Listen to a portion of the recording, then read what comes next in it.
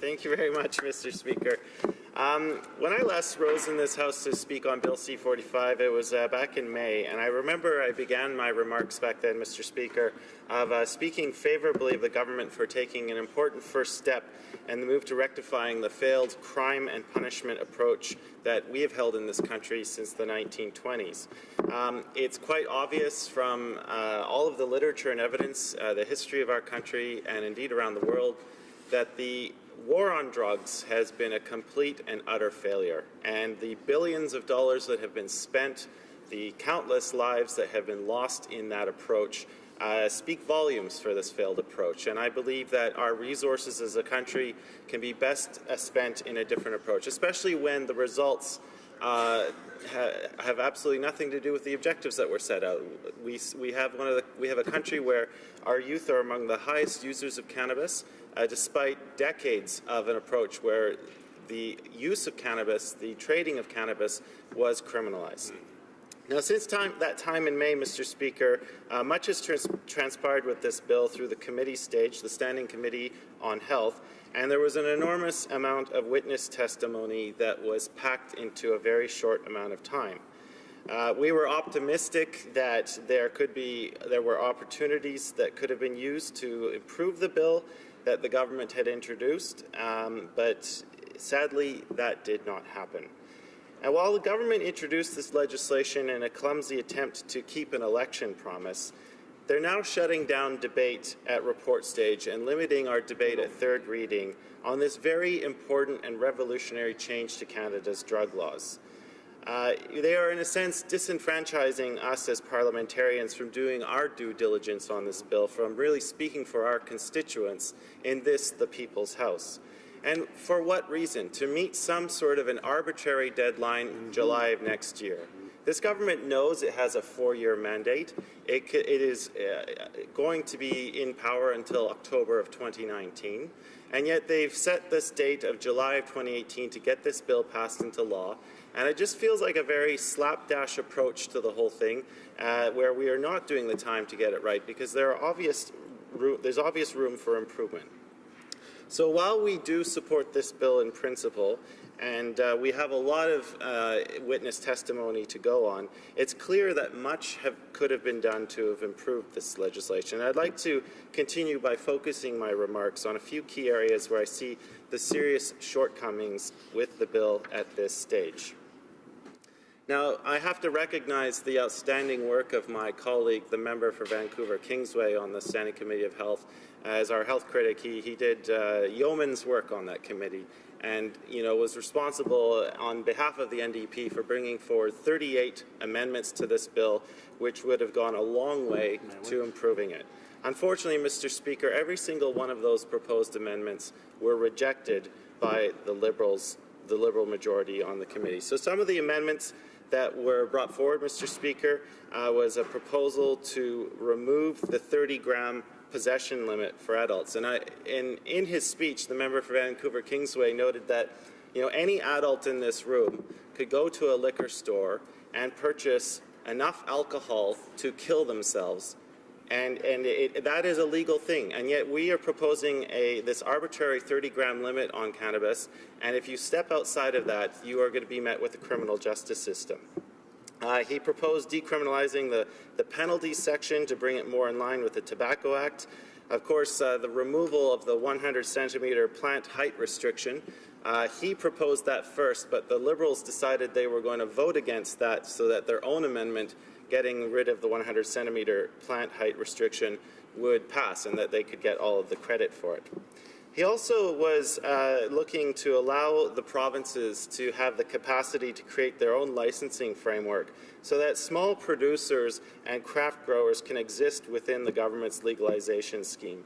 And I certainly hope that when the government drafts the regulations under this bill, that they pay attention to the existing reality, especially in my home province of British Columbia, We have a number of dispensaries that are opening up everywhere. This is just the reality on the ground. And if this bill and this government fail to take notice of that reality, well, not much is going to be done to counter it. It's very much a legal gray area that exists on Vancouver Island and indeed most of British Columbia. And I certainly hope that there's room made so that this is an industry that is not solely dominated by big weed who have an undue amount of influence on the government through their lobbying activities. The other thing, Mr. Speaker, that my colleague moved was to allow for the legalization for the sale of edibles. And, you know, the government members have been very fond of quoting the Honourable Anne McClellan as the head of the task force. Well, I would just like to read into the record, Mr. Speaker, some of her testimony at the Standing Committee on Health. She said, and I quote, "Obviously, if you're concerned about public health, if you want to move from the illicit market into a regulated legal market, then you have to offer the quality and choice that the illicit market can provide. I think it's fair to say that we heard over and over again from a wide variety of people that we talked to, there are a number of public health reasons and public safety reasons why you would want to authorize to allow edibles in various forms." And so that came from none other than the chair of the task force. Now, Mr. Speaker, the government claims that this bill is going to legalize cannabis, but I would contend that this bill merely makes cannabis less illegal. In fact, there are more prohibitions that will exist when this bill comes into law than currently exist under the Criminal Code or the Controlled Drugs and Substances Act. So it is a bit of a misnomer to say that we're legalizing cannabis because it is going to be very tightly regulated, and if someone were to step outside of the boundaries, the confines of this law, the punishments are quite severe. For example, a Canadian in possession of 31 grams will be a criminal. If you're in possession of 5 cannabis plants, you will be a criminal. An 18-year-old kid sharing a joint with their 17-year-old best friend will be a criminal. Now, the penalties associated with some of these offenses under this quote-unquote legalized regime are extremely harsh, and I look no further than the 14 years that are provided for under Section 9 of the bill. And I'd just like to read into the record the testimony at the Standing Committee of Health by John Conroy, the lead counsel in Allard v. Canada. He said, and I quote, "Having this maximum 14 years, hybridized by indictment and so on, is frankly totally unrealistic in terms of what goes on the ground.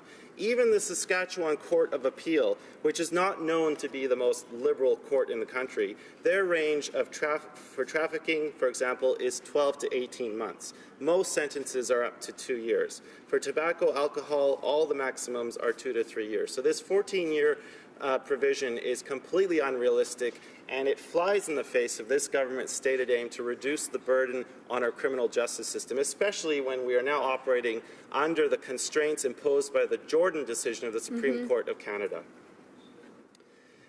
Now, Mr. Speaker, we also, the criminal code is going to be sort of designed to regulate gardening. We had some very colorful testimony by the defense lawyer Michael Spratt in that regard. But I believe that, you know, when this bill comes into force, that the criminal regime that exists is going to be quite onerous still on our criminal justice system, and I believe that, you know, this government likes to talk about it operates in the spirit of being open, accountable, and transparent. Right. And now we are operating under time allocation. I don't believe that many members have had the chance to voice their concerns, and all marching towards this arbitrary deadline of July of 2018. And I believe that we're doing a disservice to Canadians, we're doing a disservice to our constituents who sent us to this House to make sure that the bill we pass is the very best possible. We know the legalization regime is coming forward, but I think we owe it to Canadians to make sure that that's done in the best way possible, that we recognize the government's stated objectives in this very bill, Mr. Speaker. If you go to Section 7, one of the main ones is they want to deter illicit activities in relation to cannabis through appropriate sanctions and enforcement measures, and they want to reduce the burden on the criminal justice system in relation to cannabis. Those are two stated objectives under Section 7, and I think there are very valid questions as to whether this bill is actually going to accomplish that. I don't believe that we are able to fully explore those through the rush committee process, through the rush process in this House. And this is a revolutionary step to Canada's drug laws. So I think that's a disservice. I see my time is running up, Mr. Speaker, so I will end there by offering my qualified support for this bill in recognition that a much better job could have been done. And when we form government in 2019, we'll be looking to improve it. Thank you. Questions and comments?